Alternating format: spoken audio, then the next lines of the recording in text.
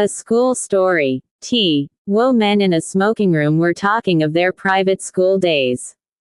At our school, said A, we had a ghost's footmark on the staircase. What was it like? Oh, very unconvincing. Just the shape of a shoe, with a square toe, if I remember right. The staircase was a stone one. I never heard any story about the thing. That seems odd. When somebody invent one, I wonder. You never can tell with little boys. They have a mythology of their own. There's a subject for you, by the way. The folklore of private schools. Single quote. Yes. The crop is rather scanty, though.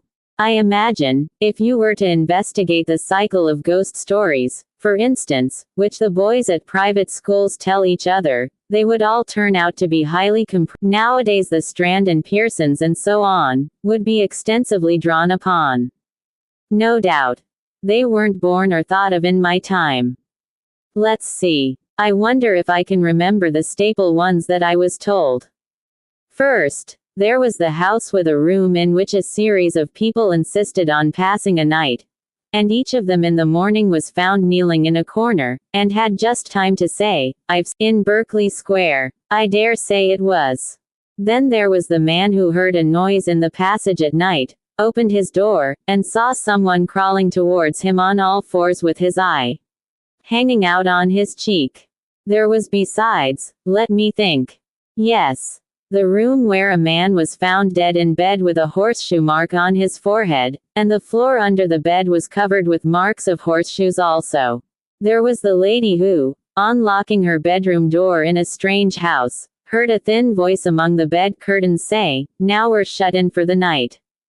None of those had any explanation or sequel. I wonder if they go on still, those stories. Oh, likely enough. With additions from the magazines, as I said. You never heard, did you, of a real ghost at a private school? I thought not. Nobody has that ever I came across. Which you said that. I gather that. You have. I really don't know. But this is what was in my mind. It happened at my private school 30-odd years ago, and I haven't any explanation of it. The school I mean was near London. It was established in a large and fairly old house. A great white building with very fine grounds about it. There were large cedars in the garden, as there are in so many of the older in the Thames Valley, and ancient elms in the 3 or 4 fields which we used for our games. I think probably it was quite an attractive place, but boys seldom allow that their schools possess any tolerable features. I came to the school in a September, soon after the year 1870, and among the boys who arrived on the same day was one whom I took to, a Highland boy, whom I will call MacLeod. I needn't spend time in describing him. The thing is that I got to know him very well. He was not an exceptional boy in any way. Not particularly good at books or games, but he suited me. The school was a large one. There must have been from 120 to 130 boys there as a rule, and so a considerable staff of masters was required, and there were rather frequent changes among them. One term. Perhaps it was my 3rd or 4th. A new master made his appearance. Sampson. He was a tallish, stoutish, pale, black-bearded man. I think we liked him. He had traveled a good deal, and had stories which amused us on our school walks, so that there was some competition among us to get within earshot of him. I remember too. Dear me, I have hardly thought of it since then. That he had a charm on his watch chain that attracted my attention one day, and he let me examine it. It was, I now suppose, a gold coin. There was an effigy of some absurd emperor on one side. The other side had been worn practically smooth, and he had had cut on it, rather barbarously, his own initials, GWS, and a date, the 24th of July 1865. Yes, I can see it now. He told me he had picked it up in Constantinople. It was about the size of a florin, perhaps rather smaller. Well, the first odd thing that happened was this. Sampson was doing Latin grammar with us. One of his favorite methods. Perhaps it is rather a good one. was to make us construct sentences out of our own heads to illustrate the rules he was trying to make us learn. Of course, that is a thing which gives a silly boy a chance of being impertinent. There are lots of school stories in which that happens. Or anyhow there might be. But Samson was too good a disciplinarian for us to think of trying that on with him. Now, on this occasion he, bearing in Latin. And he ordered us each to make a sentence bringing in the verb memini, I remember. Well, most of us made up some ordinary sentence such as, I remember my father, or, he remembers his book, or something equally uninteresting. And I dare say a good many put down memino librum meum, and so forth. But the boy I mentioned, MacLeod, was evidently thinking of something more elaborate than that. The rest of us wanted to have our sentences passed, and get on to something else, so some kicked him under the desk, and I, who was next to him, poked him and whispered to him to look sharp. But he didn't seem to attend. I looked at his paper and saw he had put down nothing at all. So I jogged him again harder than before and upbraided him sharply for keeping us all waiting. That did have some effect. He started and seemed to wake up, bled about a couple of lines on his paper, and showed it up with the rest. As it was the last, or nearly the last, to come in, and as Samson had a good deal to say to the boys who had written Memonissimus Patri Meo and the rest of it, it turned out that the clock struck 12 before he had got to MacLeod, and MacLeod had to wait afterwards to have his sentence corrected.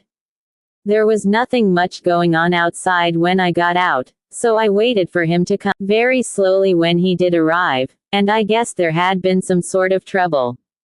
Well, I said, what did you get? Oh, I don't know, said MacLeod, nothing much, but I think Samson's rather sick with me. Why, did you show him up some rot? No fear, he said. It was all right as far as I could see.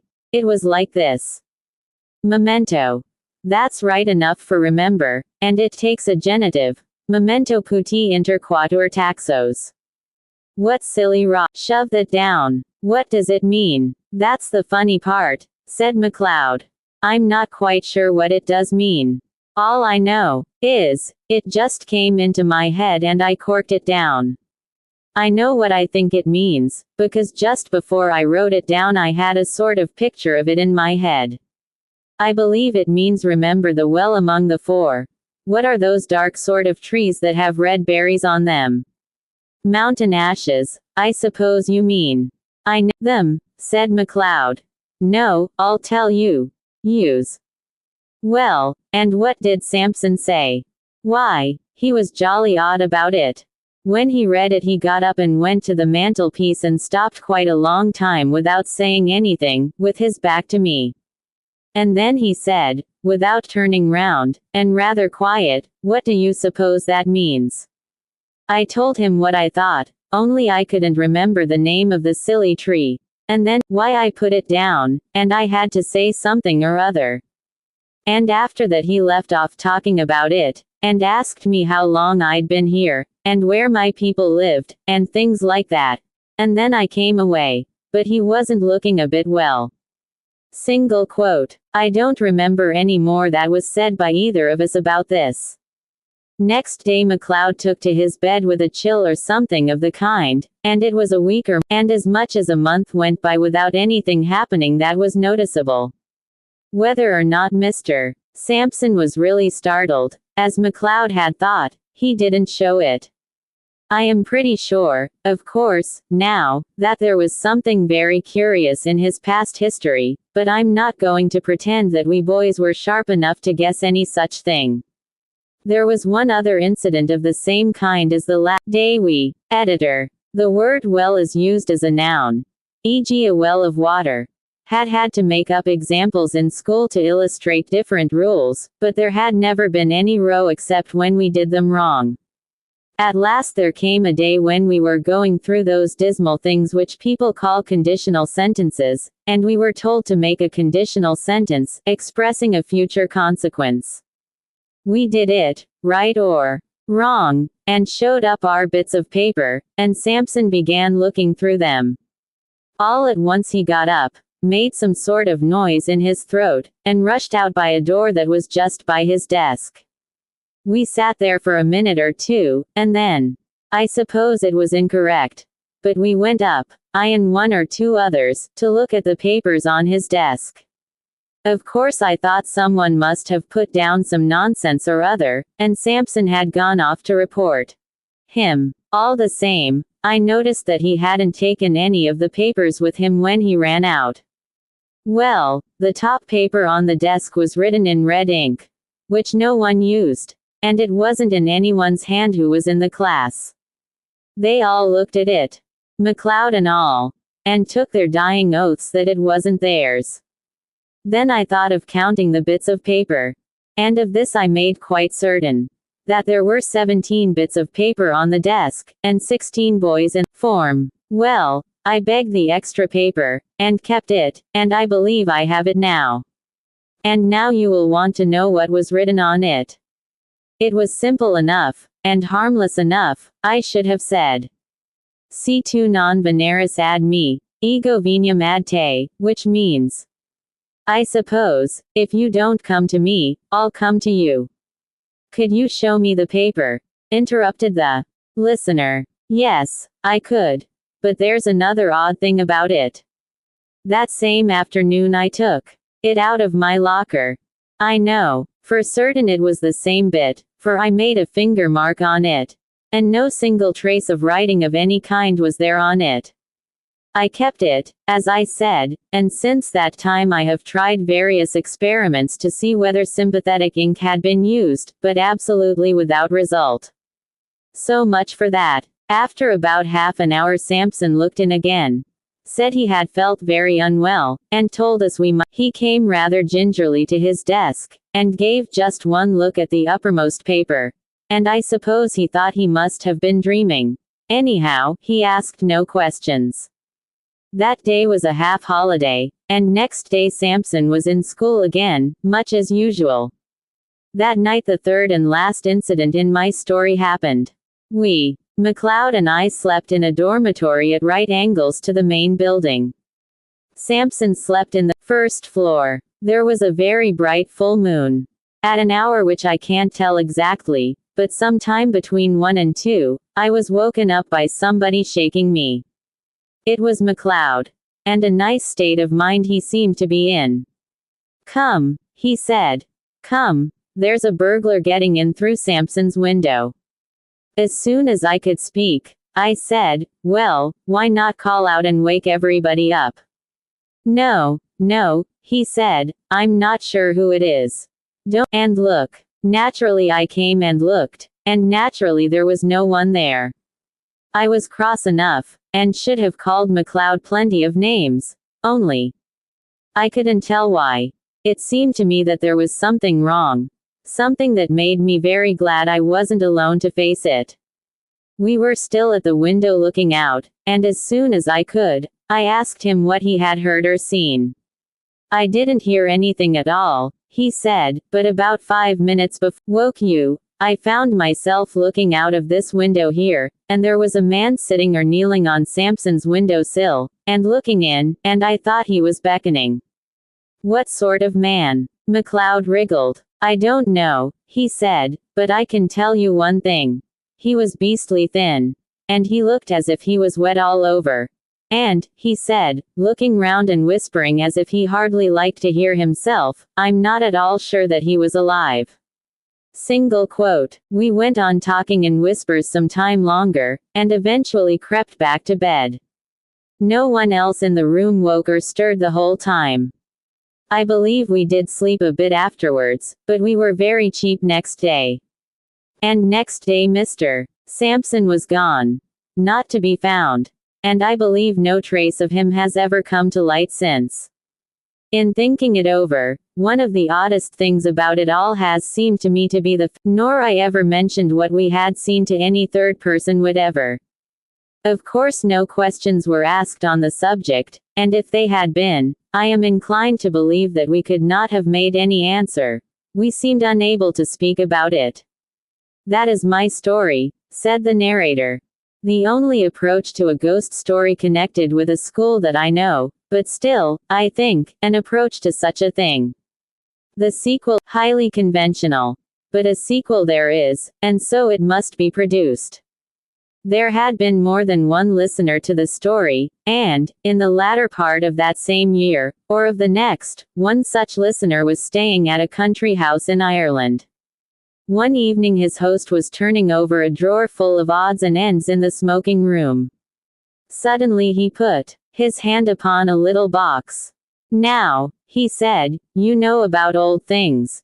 Friend opened the little box, and found in it a thin gold chain with an object attached to it.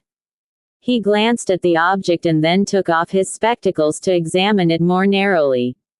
"What's the history of this?" he asked. "Odd enough," was the answer. "You know the yew thicket in the shrubbery? Well, a year or two back we were cleaning out the old well that used to be in the clearing here, and what do you suppose we found?" "Is it possible?" "Found a body," said the visitor, with an odd feeling of nervousness. "We did that. But what's more, in every sense of the word, we found two." "Good heavens. Two. Was there anything to show how they got there? Was this thing found with them?" "It was. Amongst the rags of the clothes that were on one of the bodies. A bad business, whatever the story of it may have been. One body had the arms tight round the other. They must have been there 30 years or more. Long enough before we came to this place. You may judge we filled the well up fast enough. Do you make anything of what's cut on that gold coin you have there?" "I think I can," said my friend, holding it to the light, but he read it without much difficulty. "It seems to be GWS. The 24th of July 1865.